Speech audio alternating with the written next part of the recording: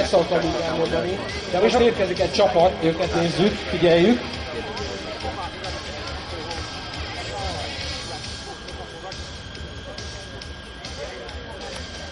Úgy tűnik, hogy ez egy tényleg rendesen, normálisan kitalált extrém jármű. És nevezzük el őket csigátnak. De ráadásul ilyen vízterelővel érkeznek itt. Mindjárt az elején már terelik a vizet. Igen, szerintem a csiga már lement, az a lassú ember már lement, de ők is azért a lassúsági versenyben még a második helyzetnek lehetnek, hogyha igyekeznek persze, ha igyekeznek. Kapkodják el, az biztos. Hát ez egy rendes hajó. Nem, de hajó. Mert a kormánykerék ott van, akkor hajó, akkor nem csónak. Ők szerintem a klub kalózok, nem is csigák, hanem nevezzük kalózoknak. Egy rajtosnak kalózoknak, integessetek ti is integetünk nektek. Ők a humán kalózok, nézd meg milyen kedvesen néznek és integetnek. Nagyon kedvesek, és egy nagyon fiatal hölgy a sofőrjük, vagy hogy nevezzük? Igen, kormányos. Igen. Hát bajba vagyok a magyar. Igen, bajba vagyunk, mert mindjárt Tudjátok, hogy fekete pákó. Úgyhogy igyekezzetek kedveseim mondani egy föntről, mert mindjárt megered az eső. Pedig én nem is Kokóból jöttem. Persze őnekik lehet.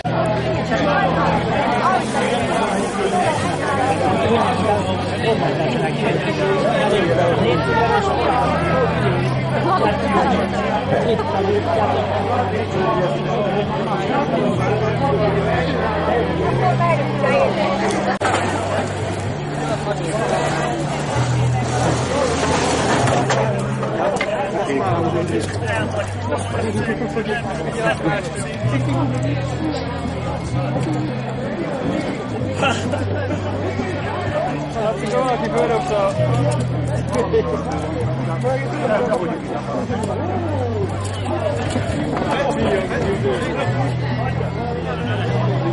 Köteletek nincs elég. Biztos.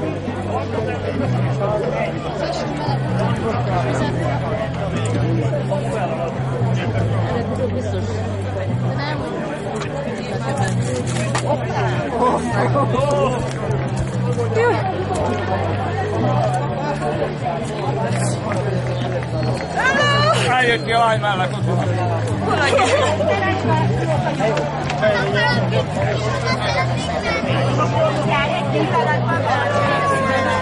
Na bírod?